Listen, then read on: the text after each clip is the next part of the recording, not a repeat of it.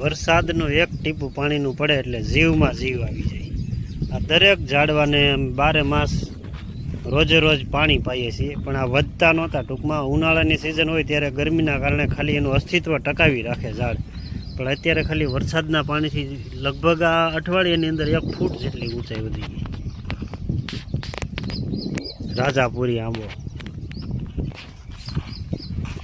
આ તો સાવ નાની હતી. અઠવાડિયા પહેલાં પાન નહોતા દેખાતા, એવડા પાન હતા. અત્યારે પાનની સાઈઝ વધી ગઈ, આની સાઈઝ વધવા મળી ઘણી બધી.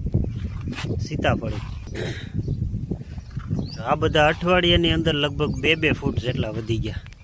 આ વરસાદના પાણીની તાકાત છે. અમૃત પાણી કહેવાય ને, અમૃત જળ, એની તાકાત છે. આ વરસાદ ખરેખર પ્રકૃતિ અને પશુ પક્ષીઓ માટે અને વૃક્ષો માટે જ થયો કહેવાય, જે કુદરતી પ્રકૃતિનો નિયમ છે. તમે જોઈ શકો છો વરસાદનું એક એક ટીપું ગંગાજળ સમાન છે. પ્રકૃતિ 16 કળાએ ખીલી ઉઠી છે.